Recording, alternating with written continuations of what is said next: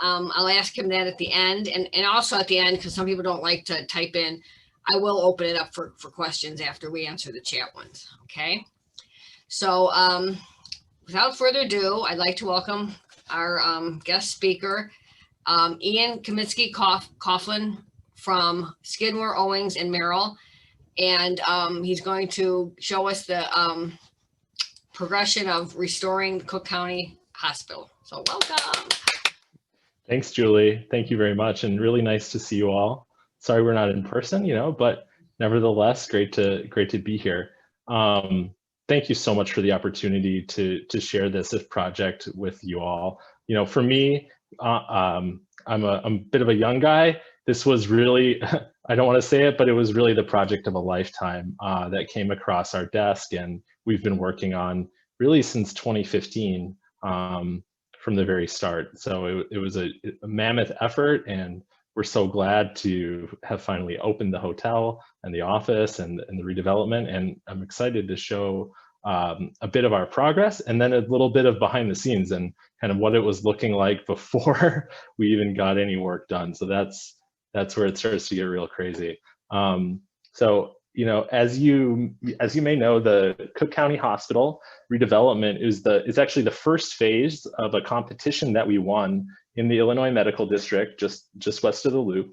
And our winning scheme was the result of work by, it was actually a design build effort led by SOM, the company that I work for, and Walsh Construction. And the keystone of the entire adaptive reuse is really this bringing the hospital back to life. And that was, I think, part of the reason that our team was successful in winning the project, was that we said right from the start, this is the key to really igniting all the development within this district.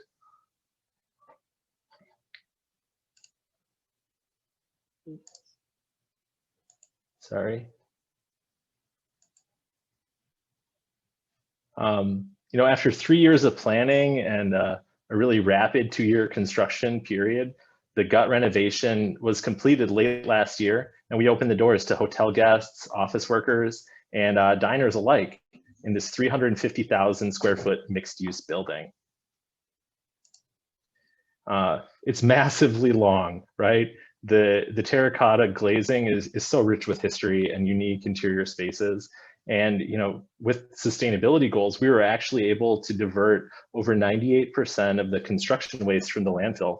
And we recycled over 5,000 tons of aggregate and 2,000 tons of metal. It was 107 years old, Beaux-Arts beauty.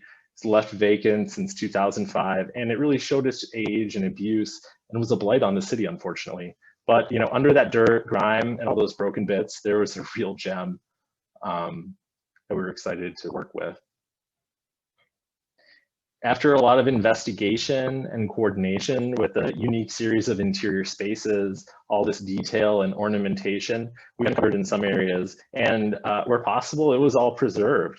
And in areas that it was too far gone, it was recreated, true to the original, using those original materials. The area, as you may know, was kind of a food desert previously, and with the inclusion of a restaurant and other ground floor amenities, it's starting to transition from a place that you'd kind of pass through and avoid, and really moving towards to being an active and walkable community that we're really excited about. In order for that to really happen, the remainder of the competition plan, with its multiple phases of strategic insertions into the fabric of the area, needs to come to fruition in the coming years. And here are some of those future phases that you see on the screen, with the hospital being right there as the sort of keystone that unlocks the value of the whole site. And we really think that only then a truly sustainable community is going to be formed, a neighborhood, if you will, that serves the larger medical district and really the city as a whole, as a beacon from the expressway and for everyone, for Chicago's history. So this is an aerial plan that shows the hospital here at the center. And this is looking at the full build out of all the future phases, which include affordable housing and some senior living to the south of the current development, as well as future phases. As you may know, the the county hospital has a really, really long and storied history. When it was built in 1914, it was the largest hospital in the world. And it was, you know, the site of many groundbreaking innovations. It sits just to the west of our offices, so it was a short jaunt for me to get over there, and for our team to start to do site investigations as well, which is super critical. This is the site as it sits today. So you'll see a parking lot behind and the pasture park in front, really vacant, and unfortunately pretty underused. We were actually really lucky to inherit the original drawings from the hospital from 1914. You know, as an architect, I get pretty excited about drawings, and these were just incredible. The amount of detail that you see was really super special. All of this hand lettering and the terracotta ornament, some ornamental light poles that we were actually able to take one of the existing ones and restore was pretty cool. And these were all scanned actually, and we were able to look at them in great detail. Some of the actual history of the building was pretty incredible to see how quickly it went up. And here you see the original steel structure that was terracotta clad, very cutting edge for its time, as well as the incredible ornament of the facade. On the right-hand side, you're seeing some of the wings that originally extended back behind the hospital. And this was, if you look at these photos, they say this was in April of 1913, and then by December, they largely completed it. So they kind of put us to shame with how quickly they built it. And then it took us a couple years to bring it back, but pretty amazing opportunity. It was also the site of a lot of medical groundbreaking discoveries and innovations throughout the years. On the left, you're seeing one of the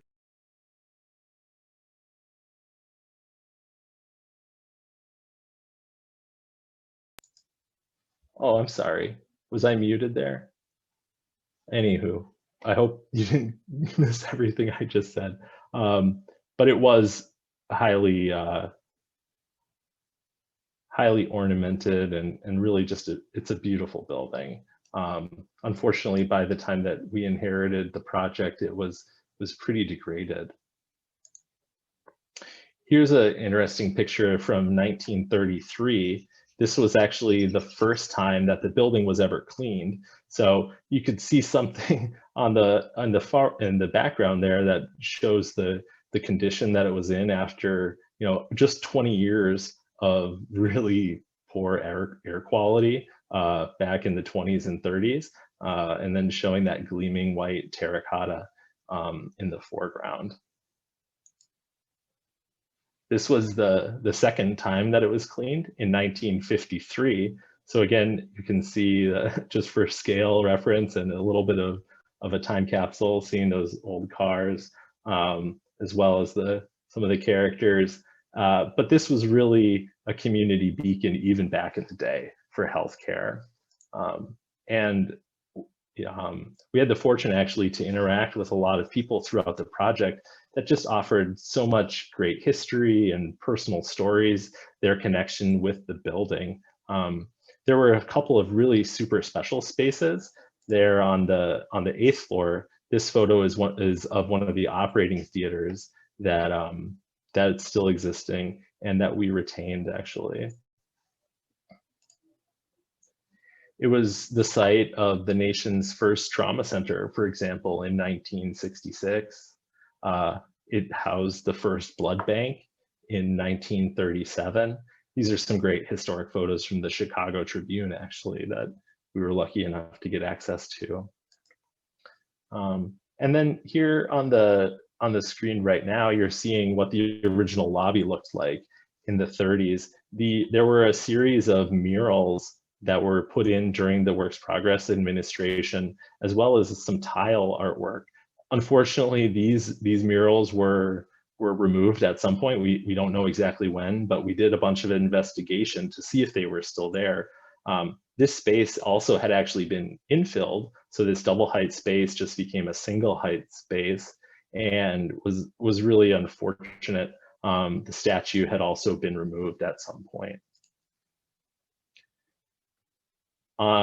This slide also kind of points a little bit to the evolution of the site and the way that we inherited it. In the left, you see 2008, before 2008, the wings of the hospital were still existing, as well as some of the older outbuildings.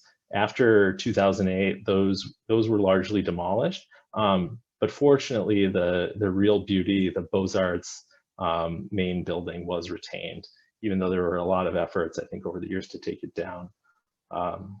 It actually went out of service and closed in 2003, and then sat vacant, really. And over the years, there was a lot of degradation and, vines, trees, pretty much everything you can imagine was growing in or on the hospital by the time that we inherited it. Also, over all that time, on the back side of the hospital, there were the areas that the wings of the had been previously removed and demolished. So we inherited these sort of gaping holes that had been infilled with metal panel. We did a lot of study in order to understand the different eras of the wings and the additions. As part of a national landmark, that was part of the work that we did to restore it based on the Secretary of Interior's standards. The first time that we started walking through the hospital, this is kind of what you saw. So that was this interior corridor on the second level.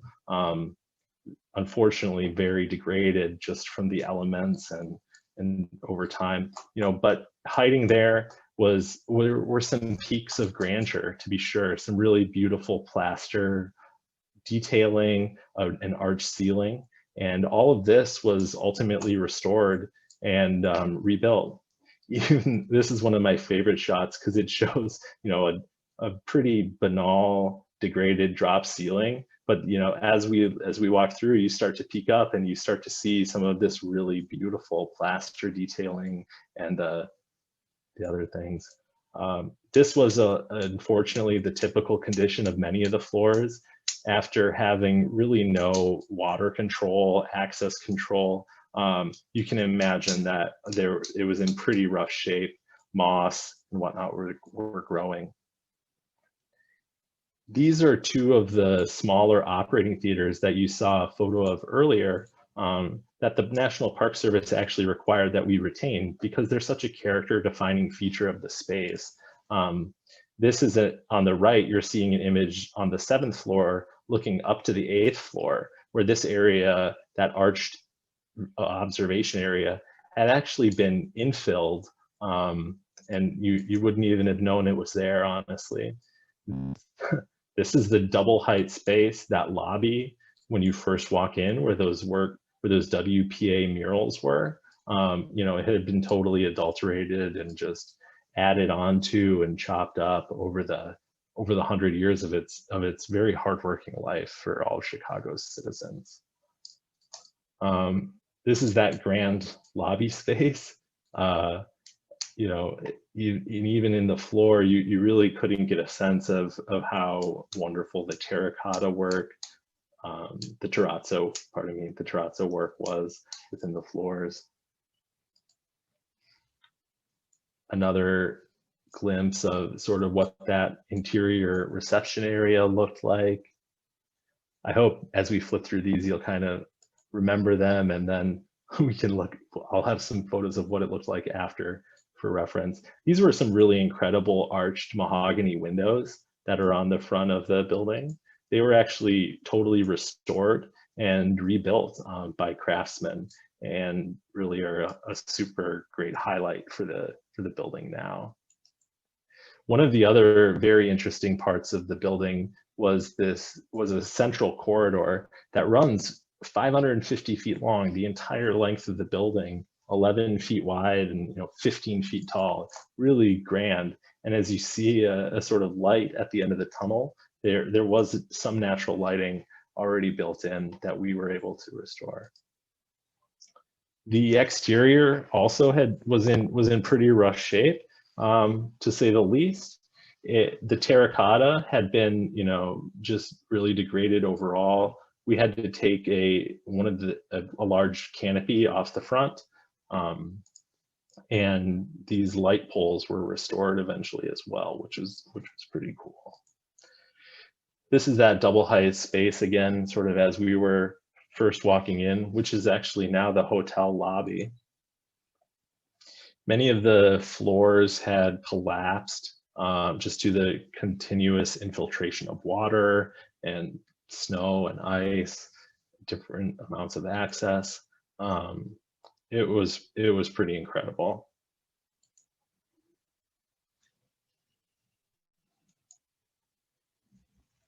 Up on the 7th floor. So what was our plan for the building? We worked pretty hard with the client group, with the Walsh and CDHG, who were the investors, to identify new uses for the building that really gave something back to the neighborhood, as well as to re-energize the building itself. The hotel lobby, which is a 210 key Hyatt hotel, is in the center of the building, sort of near the grand entrance. There are 2 retail spaces. This is now a food court, as well as a daycare on the ground floor. Cook County Medical Group took office space, so we created a lobby for them on the west end of the building that's very close to the current Stroger Hospital. On the 2nd level, we have all of the hotel amenities, the gym, restaurant, meeting rooms, and office. And then working our way up through the various levels, up to level 7, we have office space on the west 2/3 of the building, and the hotel stack on the east half of the building.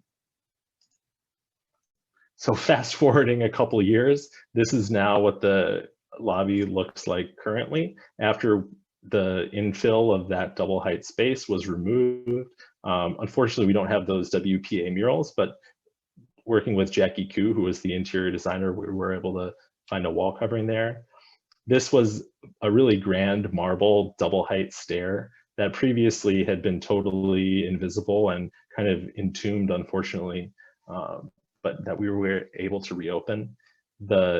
It's original Tennessee marble, that a lot of it was a little too far gone, so those had to be replaced. This is now such a scarce material that it's only used for historic preservation projects.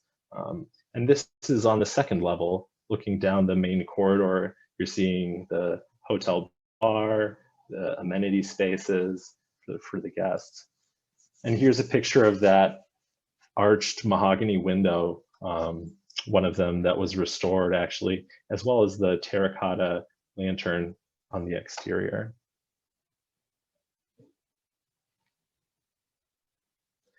On the 8th floor, 2 of those smaller operating theaters were retained and refurbished, renovated, and are now hotel rooms with a kind of an interesting feature for hotel guests.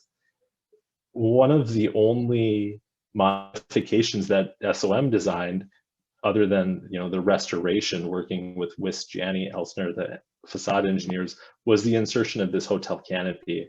And we worked very hard to make sure that it was as minimal as possible and really respecting the ornament of the building. Also on the ground floor is a food hall space that brings some needed activity through different hours, as well as just nourishment to the community. The entire exterior renovation included the restoration and replacement of over 4,600 individual terracotta units.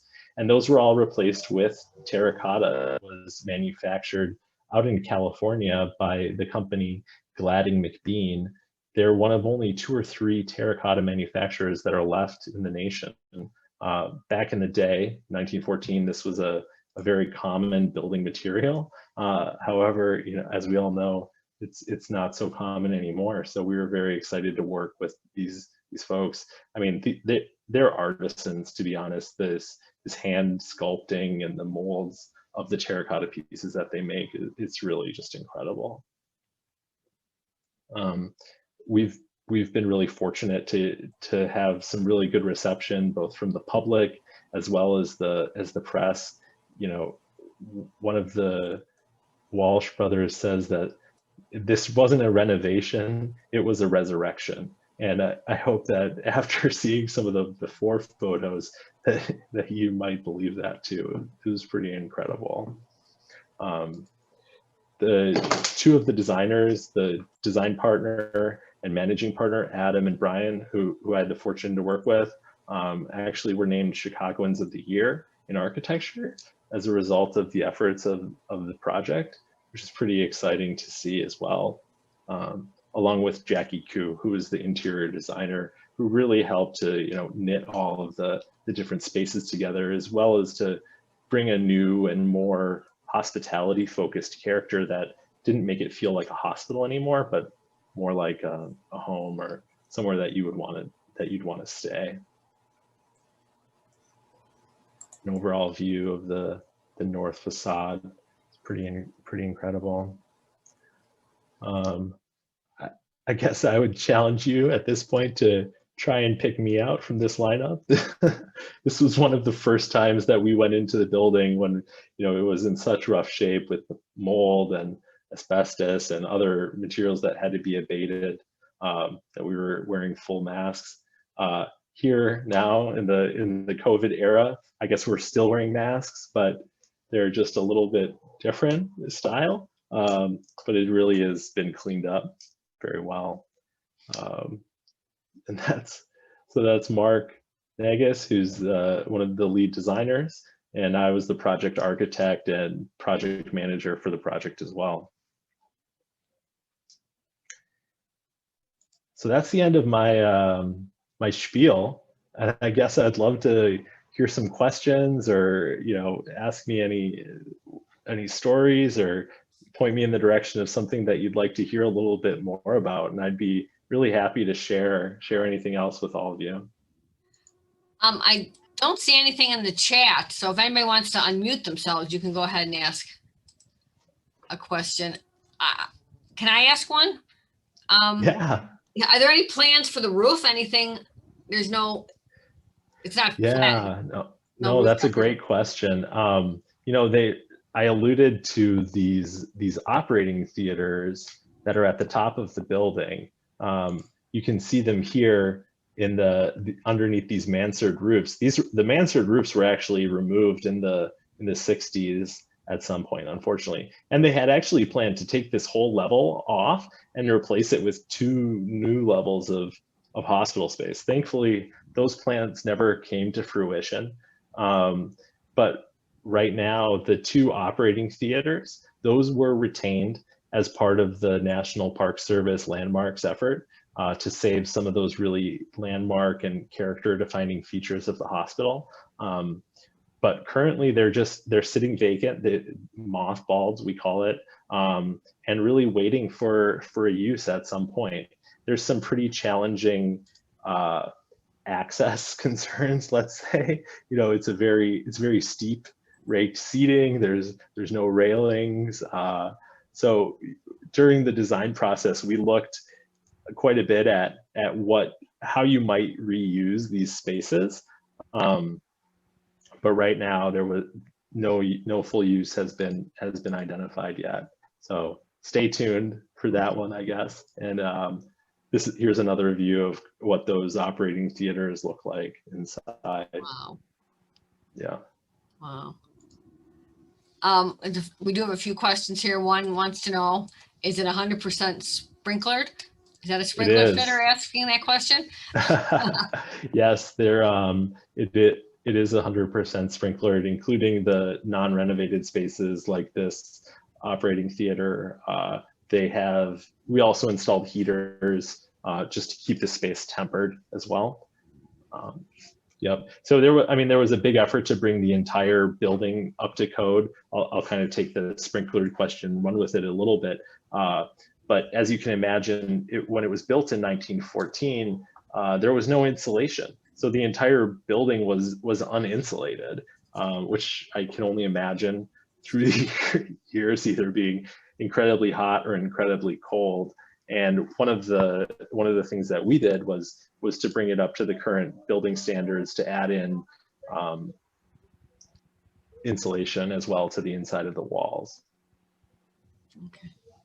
What's the most interesting thing that was found when walking through the hospital before it was renovated? Oh, that's a good one. It's hard to say what the most interesting thing. I guess it depends on where your interests lie. We did find a couple jars of coffee grounds from the 1914 as well. And then in one of the areas, they actually found a mummified cat that had somehow made its way into the hospital. Maybe he was a rat patrol at some point. Oh, wow. But yeah. I've got two hands up. Karen, do you have a question, Karen? Yeah, I was just wondering about parking in case you want to go there to see the inside of the building. Mm-hmm. There is parking on the street in front, as well as behind the hospital. There are two surface parking lots that were currently retained. Great. Another question I'm seeing from Jim. Oh, yes. From Jim is how much of the building is left to be renovated? I would say that the majority of it has been renovated, probably 90% or so. The hotel use is fully in there. The ground floor is fully leased out. There's actually a Bright Horizons childcare and a food hall. Really, the only areas that were not renovated were those two operating theaters and some adjacent space on the 8th floor. But they put a new roof on it. We tuck pointed all of the brick. The exterior was totally replaced. It's a lot of work. Wow, yeah. Any tours for the public? I'm not sure how the tours work. I do believe if any of you have participated in the Open House Chicago before, right. I think this will be one of the stops on Open House Chicago, or I hope so at least. If they're pulling that one together in person again, now that we're getting a little past COVID.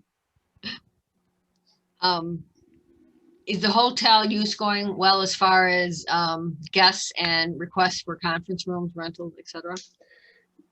Yeah, it is. You know, the having Rush Hospital right there, UIUC, all of those medical uses.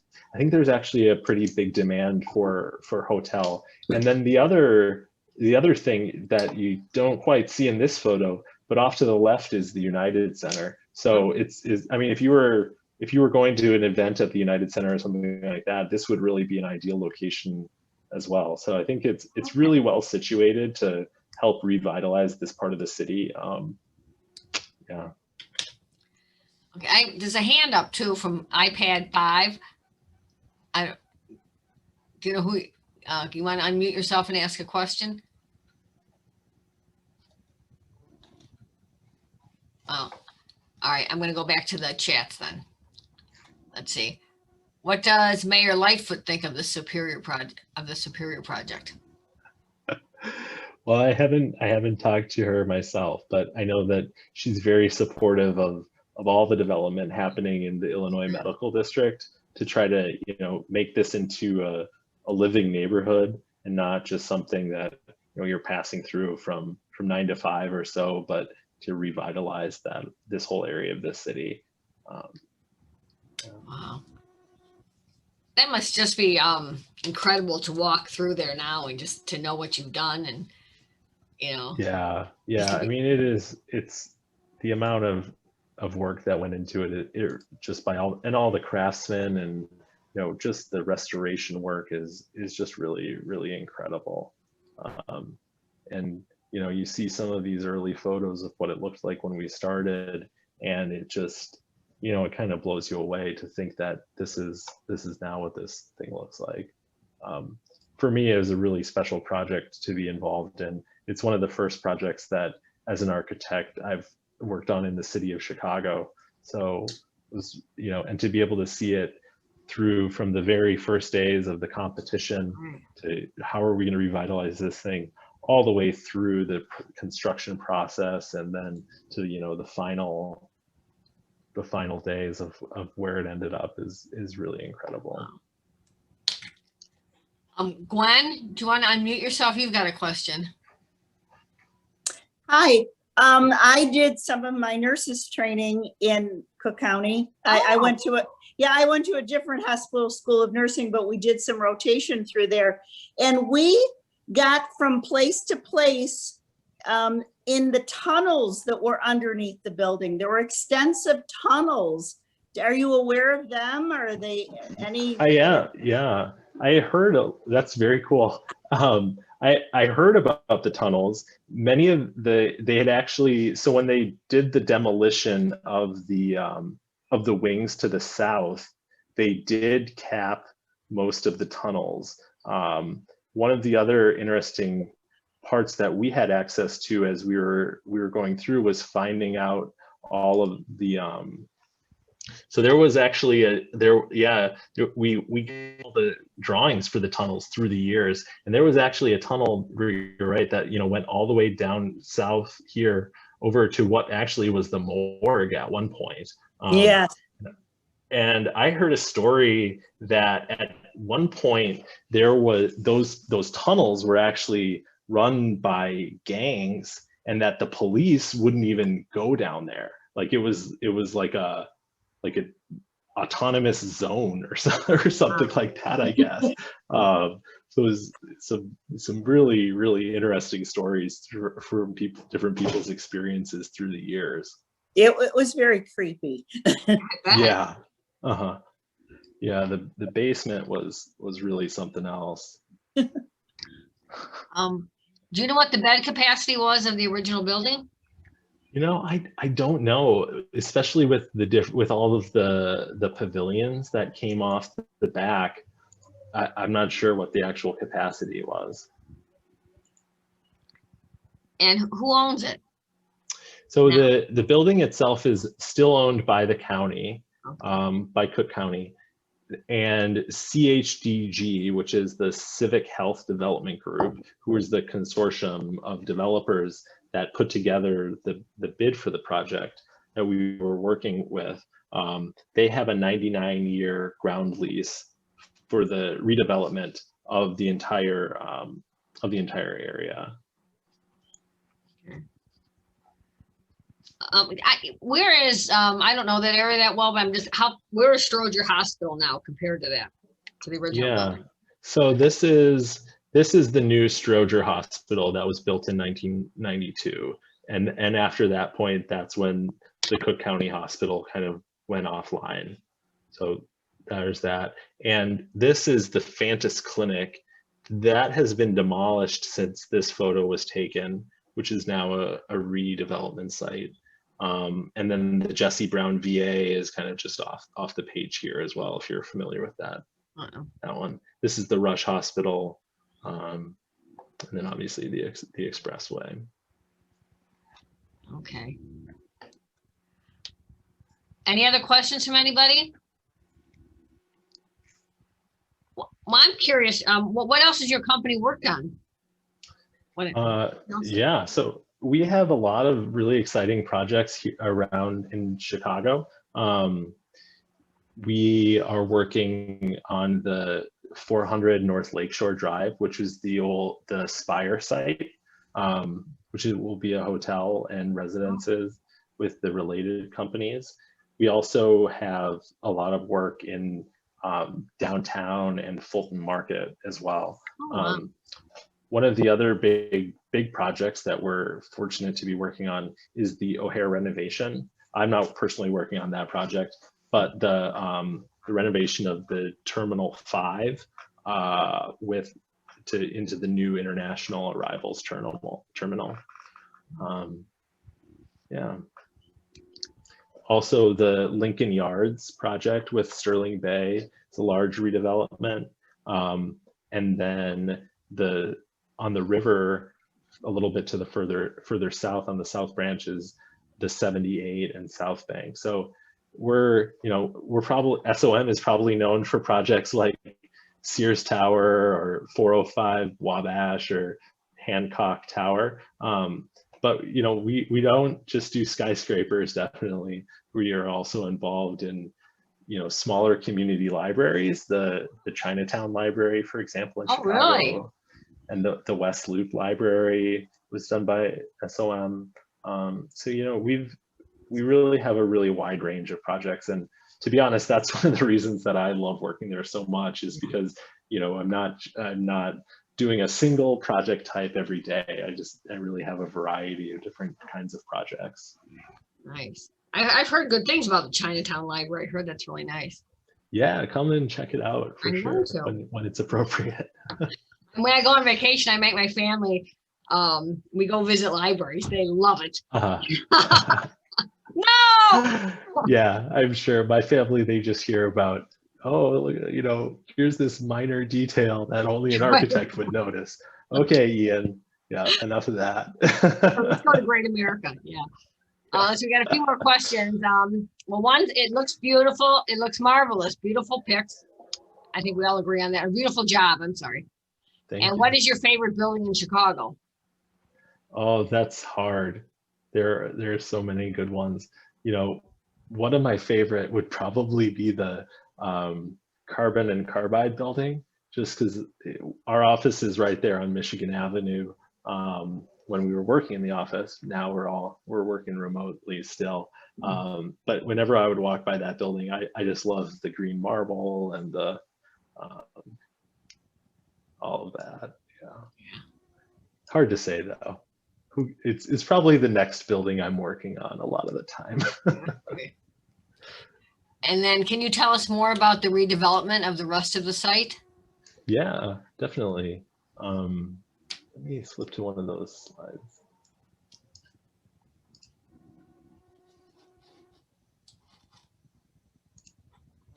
So within this is the hospital site that was redeveloped.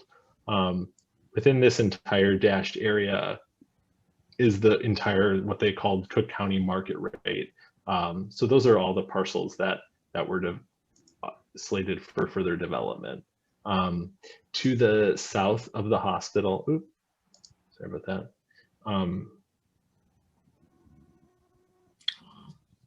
To the south of the hospital, there will be 2 affordable or market rate housing units. That's phase 2, we're calling it. And then to the further south, I actually have some better pictures. Okay, so there's that hospital site. To the south, and this is kind of an early plan, so this has been developed a bit since then. There's two housing buildings on the southern half of that parcel. The next phase is slated to be a medical office and lab tower, potentially for Rush University, which is directly linked to that. Then there's an idea to revitalize and create sort of a really nice pedestrian and landscaped boulevard on what we were at that time calling Hectone Way. So if you're familiar with the site right now, this is kind of just a drop off and turnaround, but there's an idea about actually putting a road back in to connect Wood Street over back to Ogden and Damon, which would be pretty great for movement within the site. Then this is an existing parking garage.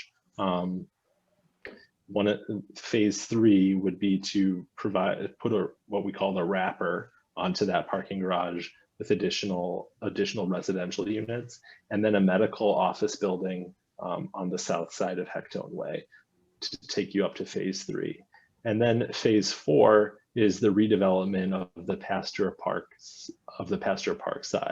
site, which would include an office or medical tower at the northeast corner, and then a residential on the southwest. And as we were looking at developing this parcel during the competition, one of the biggest things that we wanted to do was just to make sure that we didn't block the view of the really great hospital, right? You don't want to put all this effort into redeveloping that area and then just to block it up. So that was the idea of this. Phase 1A would be the housing to the south coming online then on phase 1B with that medical lab tower, the wrapper that really starts to create a vibrant retail presence and site along Wood Street and Polk Street. Phase 3, completing Hectone Way, adding in a medical office building to the south there, and then phase 4, which would be that the 2 Hectone towers on the Pasteur Park site that, you know, sort of form a bookend on either side and still allow views of the hospital. Any questions on that? I'm sorry, any more questions on that? What do you think of the new Regis building on the Riverwalk by Janine Gange? Is that right? Mm-hmm. The Wanda, or I guess it was called Wanda Towers. Well, I mean, it's really exciting to see some tall buildings and some landmarks designed by female architects. For sure, that would be the first thing that I think is really exciting, and as well as just a sort of new landmark along there. You know, as an architect, of course, I wish we were the ones designing it, but you know, it's just really good to see development all over Chicago.